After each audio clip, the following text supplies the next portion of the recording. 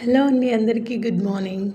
ఇవాళ నేను మీకు ప్రెషర్ కుక్కర్లో గోరుచిక్కుడుకాయ కర్రీ ఎలా చేయాలో చూపించబోతున్నాను. అందరికీ వచ్చినప్పటికీ ప్రెషర్ కుక్కర్లో చాలా ఈజీగా క్విక్గా అయిపోతుంది అనమాట. సో అది ఈ రెసిపీ నేను ఒకసారి ఎలా చేస్తారో చెప్తాను. ప్రెషర్ కుక్కర్లోనే కొంచెం ఆయిల్ వేసుకొని పోపు గింజలన్నీ వేసుకోవాలన్నమాట.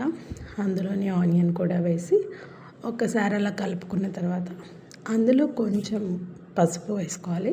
ఎప్పుడైనా సరే ఆయిల్ అండ్ ఆనియన్స్లో వేస్తే పచ్చివాసన అనేది మనకి పసుపు రాకుండా ఉంటుంది. అందుకే నేను ప్రతి వంటలో కూడా ఆనియన్స్లోనే పసుపు అనేది వేస్తాను.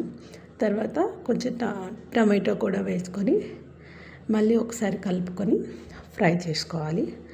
అలా 2 minutes అలా ఫ్రై చేసుకున్న తర్వాత మెత్తబడుతుంది కదా టమాటో. ఉడకకపోయినా కొంచెం అలా 2 minutesలో మెత్తబడితే సరిపోతుంది.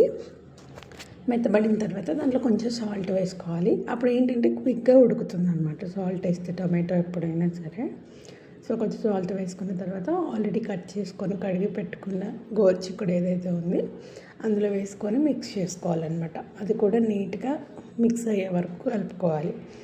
కలుపుకున్న తర్వాత అందులో కారం, మిగతా ఇంగ్రీడియంట్స్ అంటే ఏవైతే ధనియాల పౌడర్ ఏమి ఉంటాయో, ఇంకెవరైనా కొబ్బరి పౌడర్ వేసుకోవాలన్నా వేసుకోవచ్చు. నేను వేసుకుంటున్నాను. అది ఆప్షనల్ మాత్రమే, మ్యాండేటరీ ఏం కాదు. బట్ వేసుకుంటే టేస్ట్ ఇంకా బాగా వస్తుంది అనమాట. అది వేసుకున్న తర్వాత కొంచెమే వాటర్ వేసుకోవాలి.